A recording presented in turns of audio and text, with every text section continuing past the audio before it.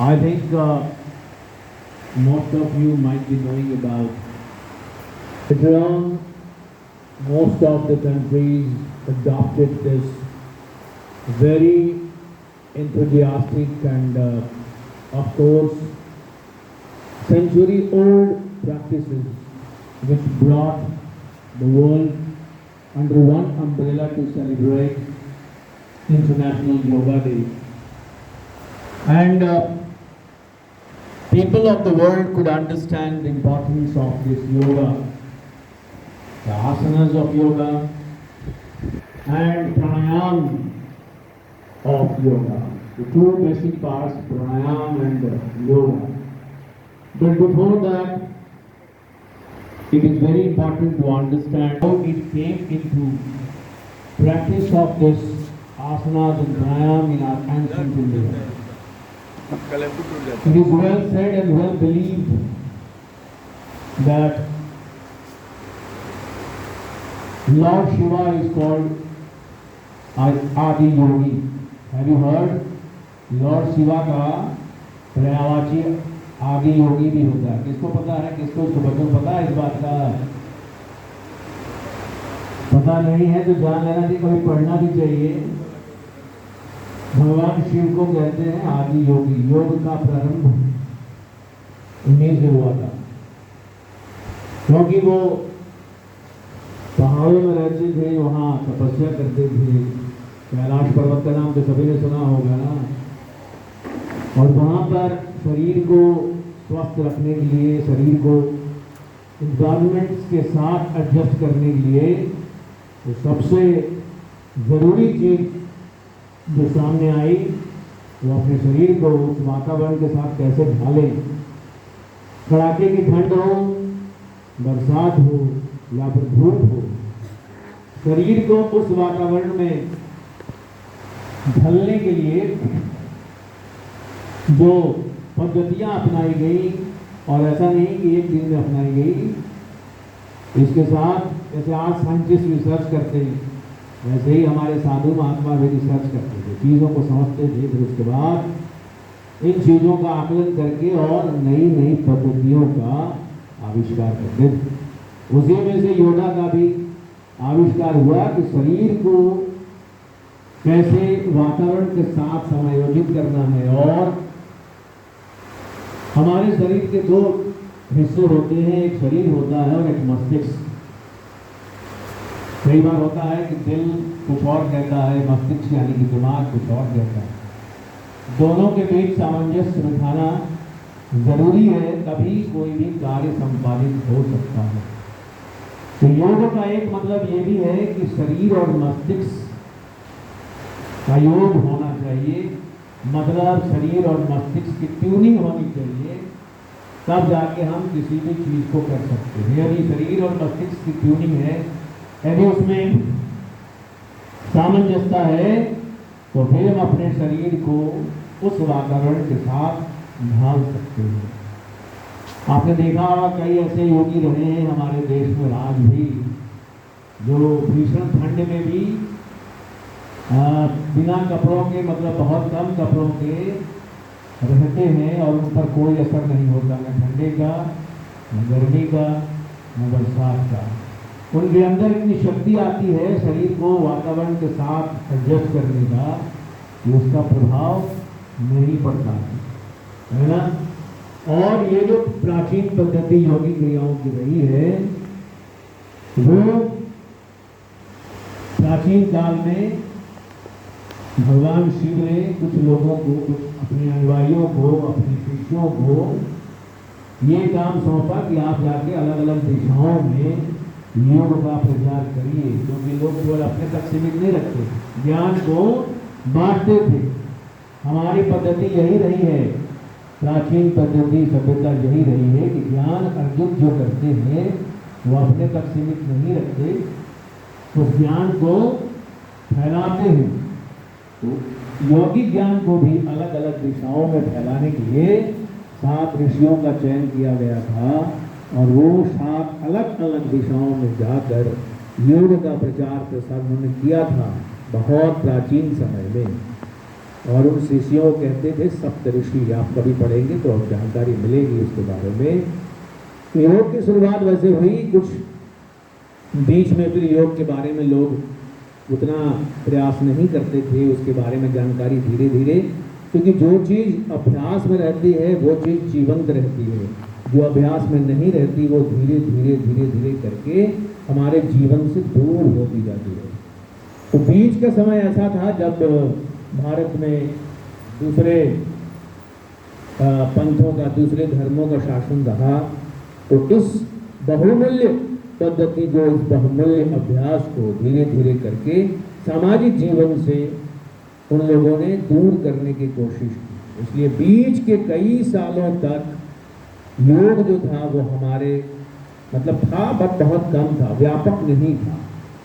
और लेकिन जब लोगों ने उसकी महत्ता समझी फिर बाद में, तो योग पुनः अपने प्राचीन स्वभाव में और प्राचीन अवस्था में आ गया और व्यापक हो गया, जन जन तक फैल गया। आज योग जो है वो भारत में तो जन जन तक फैला ही हुआ है, विदेशों में भी जन जन तक फैल रहा है और फैल गया है, जहाँ से लोग इससे लाभान्वित हो रहे हैं और योगिक क्रिया करके, योगिक अभ्यास करके अपने जीवन को बहुत ही स्वस्थ और सुदृढ़ बना रहे हैं। कहा जाता है ना कि एक स्वस्थ शरीर में ही स्वस्थ मस्तिष्क का वास होता है। यदि आपका शरीर स्वस्थ है तो आपका मस्तिष्क भी स्वस्थ रहेगा, और शरीर और मस्तिष्क यदि स्वस्थ है तो निश्चित रूप से आप बिल्कुल अच्छे ढंग से और प्रसन्न मन से, प्रसन्न चित्त से अपने कार्यों को कर सकेंगे, अपने लक्ष्यों की प्राप्ति की तरफ बढ़ सकेंगे। कहने को तो ये छोटे छोटे आसन होते हैं, कहने को ये छोटे छोटे प्राणायाम होते हैं, लेकिन यदि इसका नित्य आप अभ्यास करें तो धीरे धीरे आपके शरीर की जितनी भी शक्तियां हैं वो सब धीरे धीरे करके बाहर हो जाती है ना। यदि कोई योग करता है तो किसी और के लिए नहीं करता, अपने लिए करता है, अपने शरीर के लिए, अपने मस्तिष्क के लिए। और योग समाज को भी जोड़ने का काम करता है। यदि सब एक जगह, जैसे आज देखेंगे हर जगह, आज तो कल है 21 जून और कल है एक्चुअली, यदि कल स्कूल बंद है तो हमने आज ही कर लिया। कल आप देखेंगे कि नहीं भारत में ही नहीं बल्कि विश्व के सभी देशों में बड़े बड़े पैमाने पर लोग योग करते हैं, एक दूसरे के साथ मिलके, एक दूसरे के साथ बैठ के, और एक दूसरे से सीखते भी हैं, समझते भी हैं, और योग को अपने जीवन में लाते हैं। हमारे यहाँ कई लोग ऐसे होते हैं जो आज 21 जून को तो कर लेते हैं योग, और उसके बाद बाकी के साल जो है वो योग नहीं करते। लेकिन यदि आप उसको छोटा छोटा भी करें तो आपके लिए, आप खुद करके देखेंगे कि how relax you feel after having yoga. ठीक है जी, चलिए बहुत समय नहीं लेना है, और अब आप अपने जो हमारे शिक्षक हैं वो करेंगे, आप भी फॉलो करें और इन चीज़ों को करने की कोशिश करें। धन्यवाद आपका सभी का। धन्यवाद सर। अगर आगे हम लोग जो आसन करेंगे उसमें warm up exercises Mona madam की ओर से होगा, सूर्य नमस्कार का गाइडेंस मोना मैडम की ओर से होगा, खड़े हो जो मनोज शास्त्री सर के द्वारा गाइडेंस में किया जाएगा। भस्त्रिका है, कपालभाति, अनुलोम विलोम, भ्रामरी और उज्जैन। अंत में हम शांति पाठ के द्वारा इस आज हम लोग योगा दिवस के उपलक्ष्य पे कुछ आसन, प्राणायाम और ध्यान करेंगे।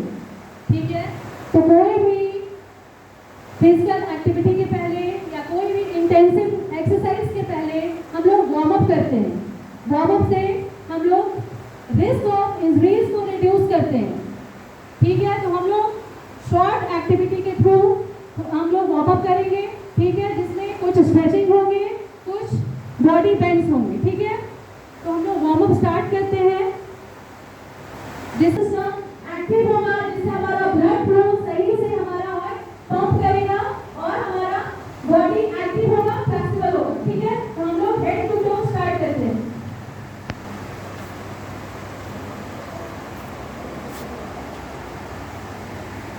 Ten times.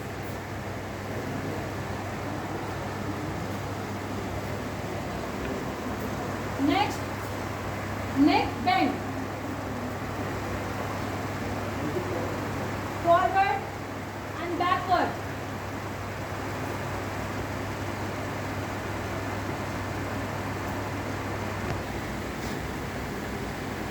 shoulder stretch,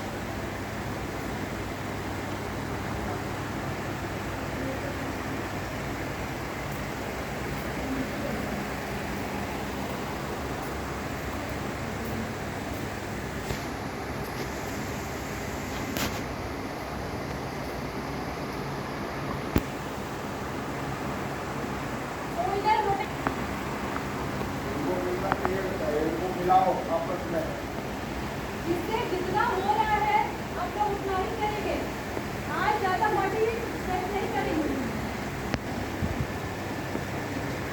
वो हाथ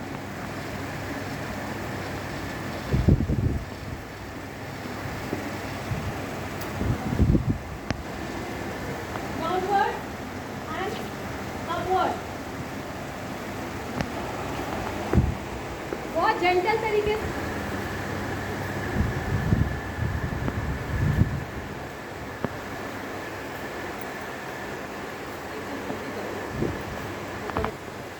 नौजवानों को ले लेते हैं।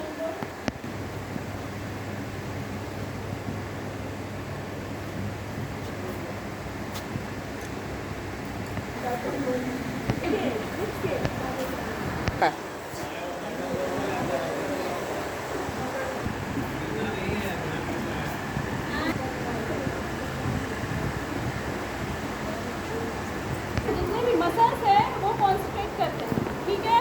तो हम कोई भी आसन करने से पहले हम अपना ब्रेथ कंट्रोल करना ज़रूरी है, ठीक है। हमारा कॉन्सेंट्रेशन ये हमारे ब्रेथ और हमारे पोजेस दोनों का कोऑर्डिनेशन होता है, ठीक है। तो हम कोई भी जब भी हम अपने बॉडी को एक्सपेंड करेंगे इनहेल करेंगे, और जब बॉडी हमारे कॉन्सेंट्रेट होगा तो हम एक्सेल करेंगे, ठीक है। इस चीज़ को ध्यान में रखना है। सीधे खड़े हो जाएंगे, रिलैक्स, सांस को छोड़ेंगे, प्रेयर पोज 5 से 6 सेकेंड होल्ड करेंगे,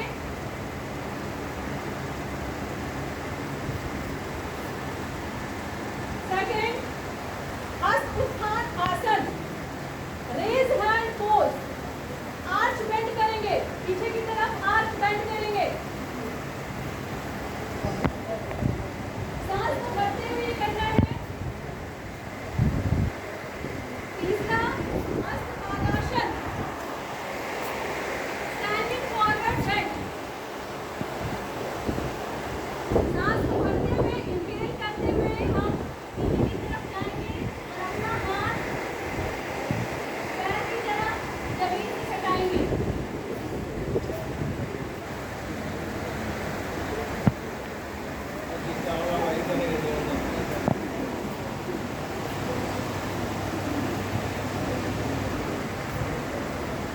कोबरा पोज, इनहेल करते हुए इसको ध्यान में रखिएगा, आपका माइंड का ये कोऑर्डिनेशन है, तभी आपको ज़्यादा बेनिफिट मिलेगा। बट इरेगुलर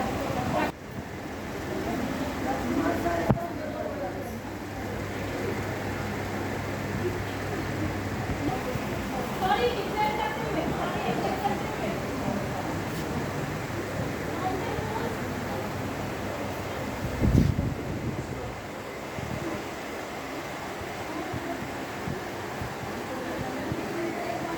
नेक्स्ट आसन, लेफ्ट लेग ऊपर की तरफ देखना है, इनहेल करते हुए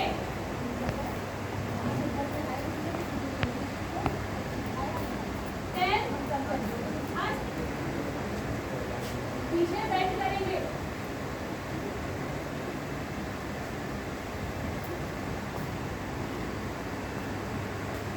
लास्ट बेंड 2 3 4